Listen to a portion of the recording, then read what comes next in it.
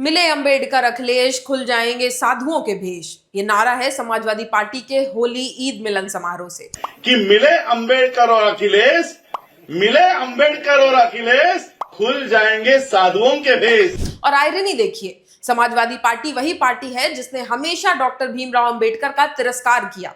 इनकी पार्टी के नेता आजम खान ने डॉक्टर भीमराव अंबेडकर को भूमाफिया तक कहा था। पूरे उत्तर प्रदेश में एक साहब की प्रतिमा खड़ी है, इस तरह उंगली का इशारा है कि ये जमीन तो मेरी है, वो सामने वाला जो खाली प्लाट है वो भी मेरा है, मैं वहां दिया है।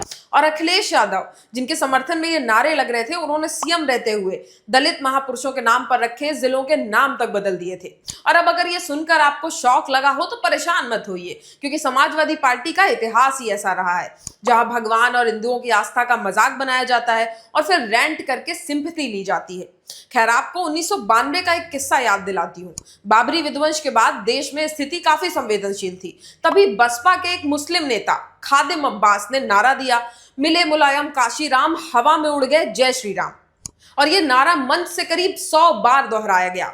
भीड़ ने तालियां बजाई और देखते देखते ये नारा पूरे देश में फैल गया कि मिले मुलायम काशीराम, हवा हो गए जय श्री राम। अब सोचिए, नारा देने वाला भी एक मुस्लिम नेता था और जय श्री राम को उड़ाने की बात मुलायम सिंह और समाजवादी पार्टी के लोगों के सामने हो रही थी। और फिर कहा जाता है कि अपमान नहीं हुआ। अब जरा इसे ट्विस्ट कर दीजिए। सोचिए, अगर कोई कह देता कि हवा में उड़ गई अजान, रमजान, चर्च या गुरुद्वारा, तो क्या होता? दंगे होते, देश जल रहा होता, ब्रेकिंग न्यूज बनती और उस व्यक्ति को खत्म कर दिया जाना तय था। लेकिन भगवान श्री राम और हिंदुओं की आस्था का मजाक बनाया गया और कोई रिएक्शन नहीं आया।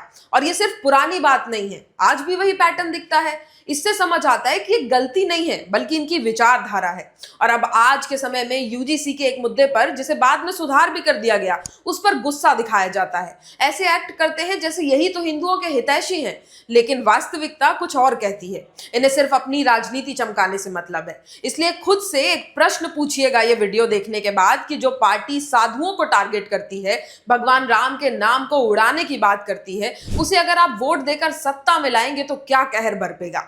सोचिएगा और मुझे कमेंट में बताइएगा।